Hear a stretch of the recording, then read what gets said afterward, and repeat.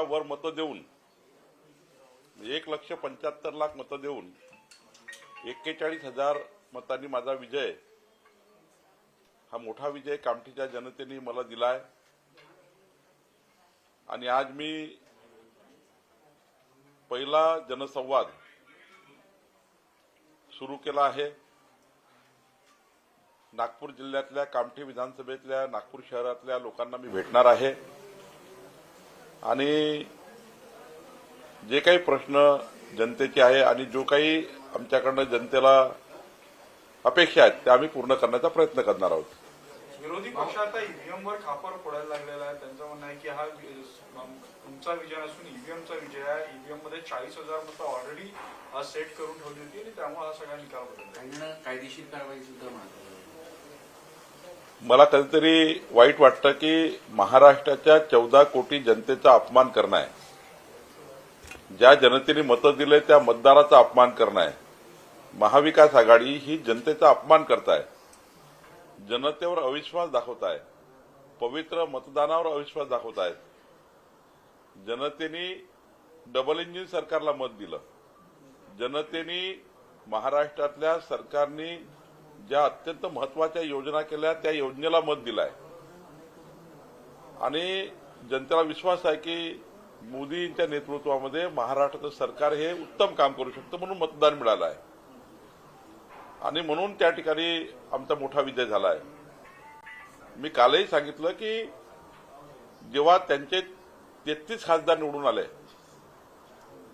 काँग्रेसचे, शरद पवारांचे आणि उद्धव ठाकरेचे 33 खासदार 4 महिन्यापूर्वी निवडून आले अपक्षावर पकडून। पण मला सांगा तेव्हा तुम्ही ईव्हीएम बद्दल का नाही बोलले, तेव्हा मशीन बद्दल का नाही बोलले? तेव्हा मशीन चांगली होती जेव्हा तुमचे खासदार निवडून आले। तुमचा आता नांदेडमध्ये खासदार जिंकला काँग्रेसचा एक खासदार पोट निवडणुकीमध्ये काँग्रेसचे जिंकले, आम्ही 1,500 मतांनी पराभूत झालो। मग तिथे ईव्हीएम चांगली होती, तिथे ईव्हीएम चांगली होती नांदेडमध्ये। नांदेड तुम्ही जिंकली ना 1,500 मतांनी, तिथे आम्ही हरलो 1,500 मतं। मग 1,500 मतं आम्हाला घेता आले असते ईव्हीएमला हे करून। खरंच तर हे खोटारडेपणा आहे, हारले आहे त्यांनी हार स्वीकारायला पाहिजे आणि आत्मचिंतन केलं पाहिजे। आम्ही जसं आत्मचिंतन केलं लोकसभेच्या पराभवातनं आम्ही जे शिकलो त्यातनं आम्ही आमचं आत्मचिंतन केलं आणि पुढे गेलो। आम्ही बूथवर काम केलं, आम्ही मतदान केंद्रावर जाऊन त्या ठिकाणी जनतेला भेटलो, पर्सेंटेज ऑफ व्होट वाढले, यावेळी मोठ्या प्रमाणावर जनतेने मतदान केलं आणि त्यामुळं लोकसभेच्या निवडणुकीत आणि विधानसभेच्या निवडणुकीमध्ये त्या ठिकाणी मोठ्या प्रमाणावर जनतेने लोकसभेनंतर मतदान केलं आहे। मला असं वाटतं की खोटारडेपणा करतील, 2-4 दिवस त्यांना झोप लागत नाही आहे। जेव्हा झोप लागायला लागेल तेव्हा ते डोकं शांत राहील। भाजपचे निरीक्षक दिल्लीतून येणार आहेत, नेता निवडणार आहे, 29 तारखेला बैठक आहे, असं काही नाही अजून तरी तसा निरोप नाही आहे, जसा निरोप येईल तसा कळवू। कधीपर्यंत मुख्यमंत्र्यांचा चेहरा स्पष्ट होईल? प्रचंड उत्सुकता लागली आहे। मी कालही सांगितलं की अलायन्स गव्हर्नमेंटमध्ये थोडा वेळ लागतो, कारण त्यांच्याकडे कुठले मंत्रिपद, आमच्याकडे कुठले मंत्रिपद, अजितदादाकडे कुठले मंत्रिपद, किती आकडा असेल, त्या पोर्टफोलिओ काय असेल, पालकमंत्री कुठल्या कुठल्या जिल्ह्याचे कोण असणार आहे, म्हणजे कुठल्या पक्षाचे असणार आहे, हे सर्व सूत्र तयार करावं लागतं। नुसतं मुख्यमंत्री आणि उपमुख्यमंत्र्यांची शपथविधी नाही आहे, तर या सर्व सूत्रात पूर्ण करून मग सरकार बनवावं लागतं। त्यामुळे त्यांच्याकडले आकडे, आपल्याकडले आकडे, त्यांच्याकडले आकडे, त्यांच्याकडले पोर्टफोलिओ, मला असं वाटतं थोडा याकरता काही काळ जाईल, पण लवकरच त्या ठिकाणी सरकार बनेल। कधीपर्यंत होईल? डिसेंबर उजाडेल की या महिन्यात होईल असं वाटतंय तुम्हाला? शपथविधी मुख्यमंत्री आणि उपमुख्यमंत्र्यांचा असं आहे की मी वारंवार सांगतो आहे की फक्त वेळ कशाला लागतो आहे, 3 पक्षाचे आपापले मंत्रिपद, पालकमंत्रीपद, त्यांचं पोर्टफोलिओ, ह्या सर्व बाबीला जेव्हा सरकार बनतं तेव्हा सर्वच बाबीचा विचार करावा लागतं। मुख्यमंत्री पदाची शपथ देऊन काही पूर्ण सरकार नाही म्हणणार ना, सरकारमध्ये बाकी आहे, बाकी गोष्टीचा निर्णय करावा लागतो। 3 पक्ष आहे, 3 पक्षाला काय काय मिळणार आहे त्यावरही शिक्कामोर्तब होईल आणि मला वाटतं मग सरकार बनेल। 75 तासानंतर होईल का हे साधारण? म्हणजे 3 दिवसानंतर डिसेंबर महिना उजाडेल काय? नाही, याला डिसेंबर उजाडेल की नोव्हेंबरमध्ये होईल हा काही पॅरामीटर नाही आहे. आता केअरटेकर मुख्यमंत्री आहेत एकनाथ शिंदेजी. मला असं वाटतं की सर्व तिन्ही पक्षाचं आमच्यासोबत आलेले घटक पक्ष आहे, त्या घटक पक्षाचं सुद्धा आम्हाला मत घ्यावं लागेल. पण एकंदरीत जेव्हा सरकार बनेल तेव्हा सरकार हे पूर्ण क्षमतेने बनेल, पूर्ण सर्वात व्यवस्थित पद्धतीने सर्वच पक्षाला न्याय मिळाला पाहिजे असं सरकार बनेल. एकनाथ शिंदे नाराज आहे अशी चर्चा आहे. गृहमंत्री पदाची ती मागणी करत आहे. त्यांनी उपमुख्यमंत्री पद नाकारलंय, केंद्रातलं मंत्रीपद नाकारलेलं आहे. गृहमंत्री पद द्यावं असं त्यांची मागणी. मला याबद्दलची फार माहिती नाही आहे, कारण याबद्दलचा सर्व निर्णय आमचं केंद्रीय नेतृत्व आणि 3 नेते बसून करतात. संघटनेचं काम आहे, आमचं काम आहे की संघटनेच्या माध्यमातून आमच्या पक्षाला मजबूत करणे. आमचा पक्ष सरकारमध्ये जो आला आहे अजून त्या ठिकाणच्या जबाबदाऱ्या वाढल्या आहे. संघटना आम्हाला पुढे न्यायची आहे. मी कालही सांगितलं की 1,51,00,000 सदस्य संख्या असणारा पक्ष आम्ही करणार आहोत. याकरता आम्ही काम चालू केलं आहे. शेवटी सरकार बनण्याची जबाबदारी आमचे नेते आणि आमच्या केंद्रीय नेतृत्वाची आहे. लवकर करतील. पक्षाचं प्रदेशाध्यक्ष म्हणून काय वाटतं तुम्हाला? 132 आमदार निवडून आले. कोण मुख्यमंत्री आहे मनातला तुमचा आणि तुमच्या आमदारांच्या मनातला कोण मुख्यमंत्री? असं आहे, तुम्हाला माहिती आहे भारतीय जनता पार्टीच्या प्रत्येक कार्यकर्त्याला, प्रत्येक नेत्याला वाटतं की महाराष्ट्राचे नेते देवेंद्र फडणवीस मुख्यमंत्री व्हावे. मी मागेही सांगितलं, एकनाथ शिंदेच्या कार्यकर्त्याला वाटतं की एकनाथ शिंदे व्हावे, अजितदादांच्या लोकांना वाटतं अजितदादा व्हावे. यामध्ये मी वारंवार सांगतोय की तीनही पक्ष, आता हे तुम्ही एका पक्षाचं बाकी पक्षाचं मी सर्वच सांगतोय.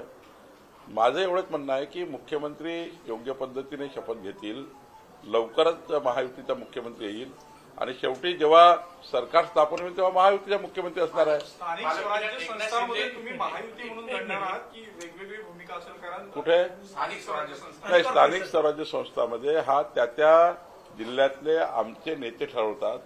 हा काही राज्याचा निर्णय नाही, ही राज्याची निवडणूक नाही. समजा पुण्यामध्ये वाटलं तर पुण्याचे कार्यकर्ते निर्णय घेतील, तिथले पदाधिकारी निर्णय घेतील, मुंबईत निर्णय घेतील. हा निर्णय स्थानिक स्वराज्य संस्थेचा असल्यामुळं त्या लेवलला जे निर्णय होतील ते मान्य करावे लागतील. पालकमंत्री पदावरून पण बरीच रस्सीखेच सुरू आहे. प्रत्येक जिल्ह्यामध्ये होर्डिंग्स लागल्या, त्यांचे समर्थक दावे प्रतिदावे करताना दिसतात. म्हणून मी आधीच सांगितलं की सरकार जेव्हा बनतं ते सरकार हे सर्व बाबीचा विचार करून बनतं. कुठले पालकमंत्री कुणाचे असणार, कुठले मंत्री कोण असणार, कुठले खाते कुणाला असणार, या सर्व बाबीचा एकंदर विचार होईल आणि मला वाटतं मगच त्या ठिकाणी सरकारमध्ये योग्य पद्धतीने सरकारचे गठन होईल. हम एक है तो सेफ है असं म्हणत शिवसेनेनं मुख्यमंत्री पदासाठी अभियान सुरू केलं एकनाथ शिंदेच्या. मी वारंवार सांगतो की एकनाथ शिंदेच्या लोकांना वाटेलच नाही एकनाथ शिंदे मुख्यमंत्री व्हावे, भाजपच्या लोकांना वाटेल देवेंद्रजी व्हावे, का वाटणार नाही? त्यामुळं हा चालू राहील. पण शेवटी एकनाथजी, देवेंद्रजी, अजितदादा आणि आमचं केंद्रीय नेतृत्व बसून याबद्दलचे योग्य निर्णय घेतील आणि योग्य निर्णय होईल. त्यामुळे तुम्ही फार काळजी करू नका. आमचं लवकरच सरकार येत आहे आणि विरोधकांनी काही काळजी करू नका. त्यांनी काळजी काय केली पाहिजे, म्हणजे खरी काळजी काँग्रेसनी काय केली पाहिजे, त्या ठिकाणी शरद पवारजींनी काय केली पाहिजे किंवा उद्धव ठाकरेंनी काय काळजी केली पाहिजे की त्यांचे 33 लक्ष मतं कमी झाले. म्हणजे 2,50,00,000 मतं लोकसभेला मिळाले महाविकास आघाडीला. आता 2,17,00,000 वर आले. का आले? 4 महिन्यात का आले? कारण त्यांनी लोकसभेमध्ये खोटारडेपणा केला. मोदीजी संविधान बदलणार आहे असं खोटारडेपणा केला. लोकांना मत वाटलं की आता खोटारडेपणा आहे. आदिवासी समाजाला सांगितलं आरक्षण मोदीजी काढणार आहे. आदिवासी समाज पुन्हा आमच्याकडे परत आला. त्यांनी आम्हाला मत दिले. मागासवर्गीय, आदिवासी सर्व समाजाने मत दिले. त्यामुळं खोटारडेपणा एकदाच चालला, खोटारडेपणा पुन्हा चालला नाही. आम्ही खरे इमानदारीने काम करणारे लोक होतो म्हणून आम्ही 3,17,00,000 वर पोहोचलो. 2,48,00,000 आम्ही 3,17,00,000 गेलो. महाविकास आघाडी 2,50,00,000 2,17,00,000 आली. त्यामुळं हा परीक्षण हे असं करण्यापेक्षा, तोंडाच्या वाफा काढण्यापेक्षा महाविकास आघाडीचे नेते हे डांबरटपणे हे जे वागून राहिले की ईव्हीएम खराब आहे, डांबरटपणा आहे, अर्रावीपणा आहे. हा अर्रावीपणा, डांबरटपणा करण्यापेक्षा मतावर लक्ष दिलं पाहिजे. कुठं कमी झालो? नाना पटोले 206 वर का आले? तरी आत्मपरीक्षण केला त्यांनी. नाना पटोलेची जबाबदारी काय? राज्य सोडा, पहिले आपल्या मतदारसंघात कुठल्या गावात कमी आहो याची यादी बनवा आणि त्या गावात का कमी आहो जाऊन येत्या गावामध्ये लोकांनी काय म्हणतात, तुम्हाला कशामुळे मत दिलेलं आहे त्यांच्याच गावात जा. म्हणजे त्यांना मतं जे कमी मिळाली त्या गावात गेलं पाहिजे त्यांनी, आणि त्या गावात विचारलं पाहिजे की मला काय मत दिले. ईव्हीएम संदर्भात आता आंदोलनाची तयारी पुढच्या काळात करत आहे, म्हणजे बाकीचे प्रश्न बाजूला राहिला, आता ईव्हीएमच्या संदर्भात आंदोलन. काहीतरी आपली कपडे वाचवणे. जनतेने पूर्ण त्यांचा कार्यक्रम केला, करेक्ट कार्यक्रम केला आणि 440 व्होल्टचा करंटही दिला. त्यामुळं मला असं वाटतं की जनतेने काय तुम्हाला हे दिलाय, मॅन्डेट दिला, त्याचा विचार केला पाहिजे आणि त्यावरनं आपण पुढं आपला कारभार केला पाहिजे. जसं आम्ही लोकसभेमध्ये वारंवार सांगतो, आम्ही कमी झालो. मोदींच्या निवडणुकीमध्ये आम्ही मतं देऊ शकलो नाही, आम्हाला मतदान नाही मिळालं जनतेचं. आम्ही काही नाराज थोडी झालो, आम्ही ईव्हीएमवर काही खापर थोडी फोडलं. आम्ही आत्मपरीक्षण केलं आणि आम्ही त्यातून काही शिकलो. हरण्यातून शिकावं लागतं आणि शिकून जिंकावं लागतं. त्यामुळं आम्ही आमचं काम बरोबर केलं आहे. पण जे आता पराभव सहनच करायला तयार नाही आहे आणि पराभव हा ईव्हीएम फोडायला तयार आहे, तर पुन्हा पराभव होईल त्यांचा. म्हणजे आता जे काही निवडून आले 45, तर पुढच्या काळात त्यापेक्षा कमी होतील जर असे करत राहिले तर. आत्मपरीक्षण केलं पाहिजे, काय कशामुळे झालाय. आपण म्हणताय विरोधकांनी आत्मपरीक्षण केलं पाहिजे, पण संजय राऊत दुसरीकडे म्हणत आहे की मुख्यमंत्री निवडला नसेल अजूनपर्यंत, तर मोदी आणि शहा यांचं अपयश आणि भाजपाच्या शब्दांवर विश्वास ठेवू नका, त्यांच्या शब्दांचे बळी आम्ही सुद्धा ठरलो. उद्धव ठाकरेंनी जेव्हा भाजपची बेईमानी केली त्यांना 1.5 महिना लागला सरकार बनवायला. उद्धव ठाकरेला असं आहे की सरकार बनताना आता त्यांची गरज काय, आम्हाला त्यांना त्यांचे सल्ले घेण्याची. आमचं सरकार योग्य पद्धतीने बनत आहे, आमचं सरकार योग्य पद्धतीने चालणार आहे आणि आमचं सरकार असं असणार आहे, सभागृहात त्यांचे फार हाल असणार आहे, एका कोण्यामध्ये किंचित बसणार आहे. आणि त्यामुळं आमचं सरकार चांगल्या पद्धतीने काम करेल. आमचं सरकार ज्या मॅनिफेस्टो दिला तो पूर्ण करेल. आमचं सरकार 14 कोटी जनतेला न्याय देईल. आता संजय राऊतने आमची काळजी करायची गरज नाही, त्यांनी ते का कमी झाले याची काळजी करावी आणि त्यांच्याकडे जे आहेत आता राहिलेले त्यांची काळजी करावी. मुख्यमंत्री मला एकनाथ अपेक्षित शिंदे यश मुख्यमंत्री मिळत एकनाथ नव्हतं शिंदे त्यावेळी. नाराज आहे असं म्हणतायत, तर मागच्या वेळेस भाजपनं एवढा मोठा त्याग केला, तर त्यात भाजप नाराज होती का, तर मुख्यमंत्री पदासाठी आता ते नाराज होते. आम्ही केंद्रीय नेतृत्वाने घेतलेल्या कुठल्याही निर्णयाला भारतीय जनता पार्टी कधी नाराज होऊ शकत नाही. आमचा पक्ष जो निर्णय घेतो तो अंतिम असतो.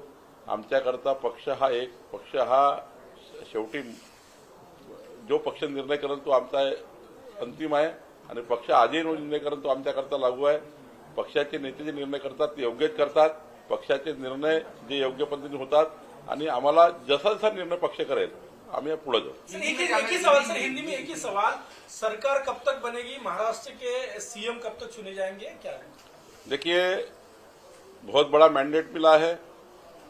तीनों पार्टियां एक जगह बैठकर केवल मुख्यमंत्री उप मुख्यमंत्री का ही सरकार उतना ही निर्णय होता नहीं है.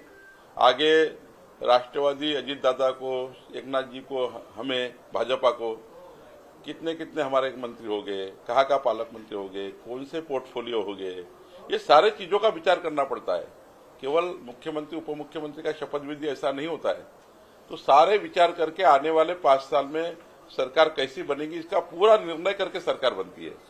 तो तीनों पार्टियों के कौन नाम होंगे, तीनों पार्टियों के पोर्टफोलियो क्या होंगे, कहाँ के प्रभारी मंत्री रहेंगे, कौन कहाँ का प्रभारी मंत्री रहेगा, इसका सारा बैठकर हम लोग निर्णय करते हैं. उसके बाद ही सरकार बनती है. सर, देवेंद्र जी मुख्यमंत्री हो ऐसी बीजेपी कार्यकर्ताओं की मांग है. वो तो है ना, वो तो क्यों नहीं रहेगी.